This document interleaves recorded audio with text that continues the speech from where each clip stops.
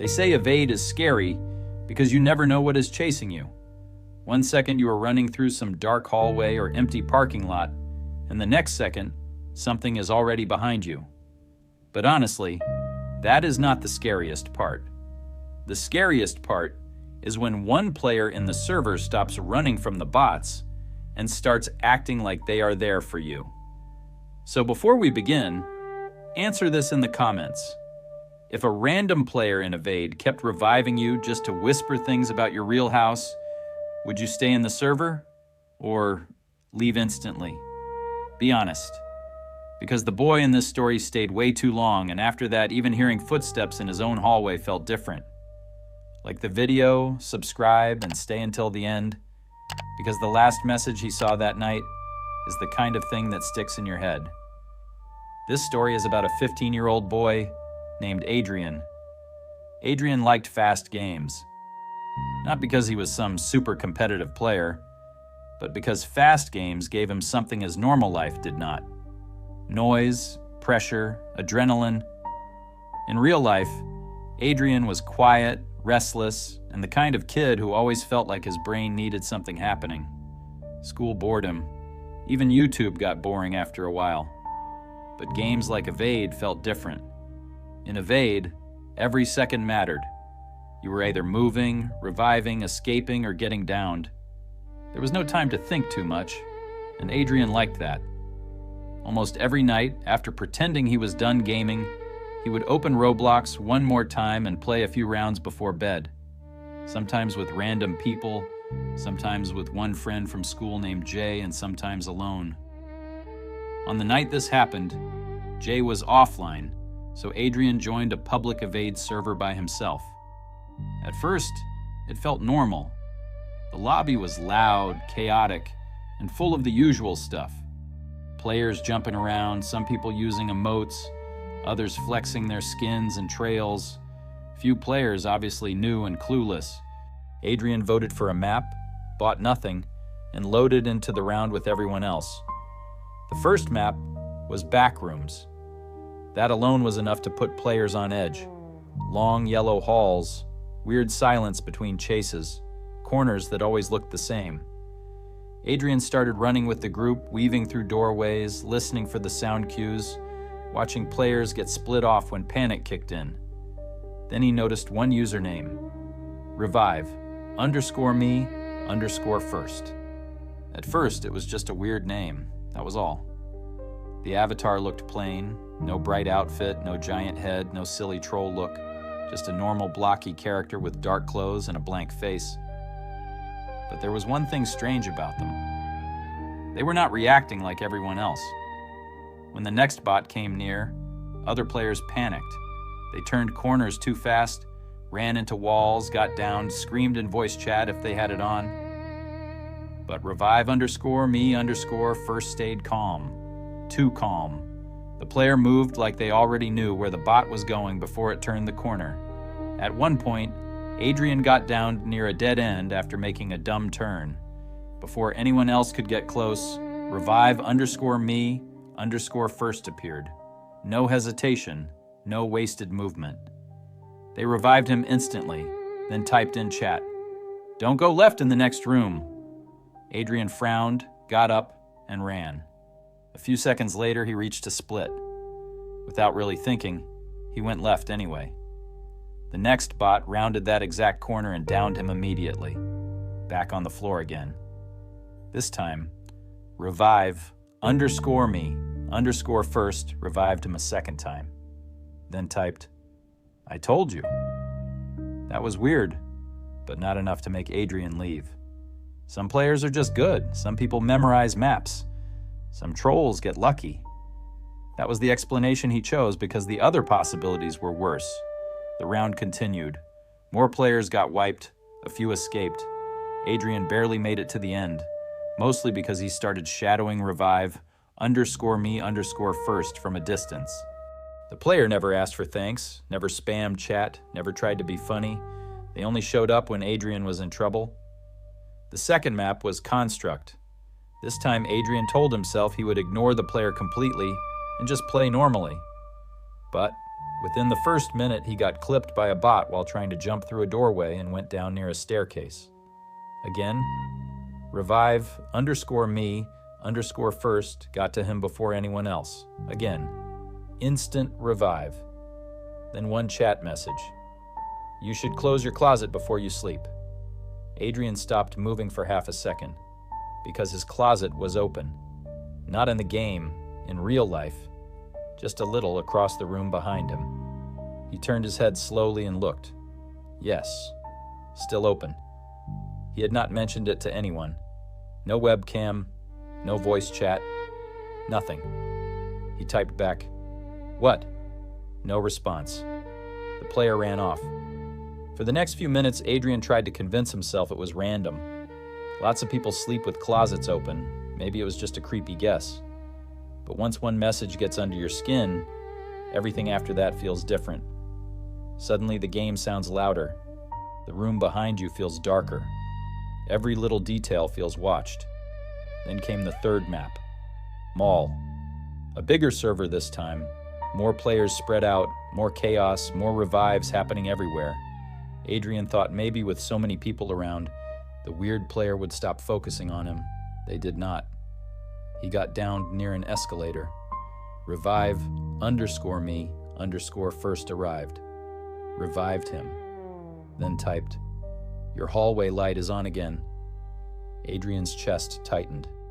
He looked toward his bedroom door. There it was. A strip of warm light under the door from the hallway outside. That by itself was not impossible. His parents sometimes left it on. But the message was so specific and so immediate that it no longer felt like guessing. This time Adrian left the round as soon as he could. Back to lobby. Hands cold on the keyboard. He checked the player list. Revive_me_first was still there, facing him, not moving. Adrian left the server and joined another one. Different lobby, different players, different map vote. And when the next round loaded, Revive_me_first was already in it. That was when the fear stopped being fun, because coincidence had run out. He exited Roblox completely and sat there in silence, staring at his reflection in the dark part of the monitor. He listened carefully. House quiet, no footsteps, no voices, just the soft hum of his PC fan. After a few minutes, he laughed nervously to himself and whispered, "Okay, that's enough." He went to bed. The next day, he told Jay everything. Jay laughed at first, then admitted it sounded weird enough that they should test it together. So that night, the two of them got on a call and joined Evade as a pair. Adrian did not really want to, but part of him needed another person there, another witness, another brain in the room to tell him whether he was losing it or not. The first round was normal, no weird player. The second round too. Jay was already joking that Adrian had invented the whole thing to sound dramatic. Then the third round loaded. Station. Adrian checked the player list instantly. There it was. Revive_me_first. Jay went quiet. "Okay," he said. "That is actually weird." The round started. They stayed close together, talking through everything on call. Adrian said not to split up. Jay agreed. For almost a full minute, nothing happened except normal Evade chaos. Then Jay got downed first. Before Adrian could reach him, Revive_me_first slid in, revived Jay, and typed, "Tell Adrian to stop checking the window behind the curtain." Jay stopped talking. Adrian felt his stomach drop. Because earlier that night, before logging on, he had pulled the curtain slightly aside to look outside after hearing a car door slam on the street. Jay finally said, quieter than before, "Bro, how would he know that?" Adrian had no answer. He just wanted out. But panic mixed with curiosity is dangerous. Instead of leaving immediately, they stayed through one more round, hoping for something clearer, something explainable, a clue, a mistake. They got one. Just not the kind they wanted. The next map was school. Adrian got separated from Jay in a hallway and downed near a classroom. The The screen blurred at the edges, footsteps thundered nearby, and then revive. _me, _first appeared again. Revive. Pause. Then a message. Do not mute your mic if you scream tonight. Adrian's whole body went cold. He was not using in-game voice, but he was on call with Jay. He said into the mic, "I'm leaving, right now." Jay agreed immediately. Both of them quit. After that, Adrian blocked the account, changed privacy settings, and stayed off Roblox for almost a week. He told himself it was some script kid, some stalker, some weird exploiter who had latched onto him. Creepy, yes, but human. Human meant explainable. Explainable meant manageable. For 6 days, nothing happened. Then on the 7th night, Adrian was home alone for about 20 minutes while his parents went to pick something up from the store. He was not even gaming, just watching videos with his headphones around his neck. The house felt normal. Then his phone buzzed. Roblox notification. He frowned immediately because he had not opened the app. The notification preview showed only one line. You are easier to revive when no one else is home. Adrian stopped breathing for a second. He opened nothing, did not tap it, did not move. Then from somewhere upstairs he heard a thud. Just one, heavy enough to sound like something had fallen over. His skin prickled instantly. He told himself it was the house settling, or maybe the cat. Then remembered the cat was outside. He stood up slowly and listened. Silence. He should have gone outside right then. Called his parents, done anything except what he actually did. He went upstairs. Every step felt wrong, too loud, too slow. The hallway looked darker than usual even though nothing had changed. His bedroom door was halfway open. He knew he had left it open, but seeing it from the hall still made his chest tighten. He pushed it wider. Nothing inside looked obviously moved. Chair where it should be. Desk where it should be. Closet still open a little. Curtains still half drawn. Then he noticed the monitor. The PC was on. He was sure he had not turned it on. The screen showed Roblox. Evade was open. And his avatar was lying down on the floor of a map he did not recognize, in the downed state, while one player stood beside him. Revive, _me, _first, not reviving. Just standing there, watching. A chat bubble appeared. Say thank you. Adrian physically backed away from the desk. Then another message appeared. Or don't. I can wait until you need help again.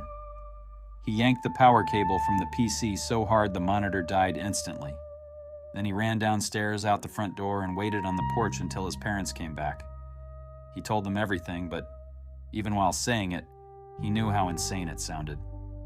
A Roblox player, a weird account, messages, a computer turning on by itself. His father checked the whole house, nothing missing. No sign of entry, no broken lock, no window open. His mother told him he was not sleeping alone in that room for a while. The next day, Adrian and Jay searched the username. Nothing, no profile, no results. Like the account had been deleted or had never existed at all. That would have been the end of it, except for one final thing. A few nights later, while Adrian was trying to fall asleep in the guest room, Jay texted him a screenshot from an Evade server. At the bottom of the player list was a new username. Already _revived Jay's message said, "Bro, tell me this is not him." A second screenshot followed. In the chat, the account had typed only one sentence. He runs slower in unfamiliar rooms. Adrian did not touch Evade again after that. Not because he thought a game was haunted. Not even because he fully believed it was something supernatural. But because whatever was behind that account had stopped acting like a troll. Trolls want reactions. Hackers want chaos. This felt different. Personal. Patient. Like it was not trying to scare everyone. Just him. So now I want your honest theory in the comments. Do you think revive _me _first was just some real stalker using Evade to mess with Adrian? Or do you think something in that game picked one player and followed him out of the server? Because for me, the worst part is not the messages.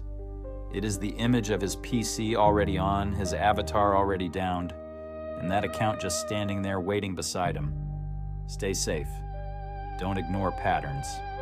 And remember, when somebody in Roblox keeps saving you while learning more and more about your real life, that is not kindness.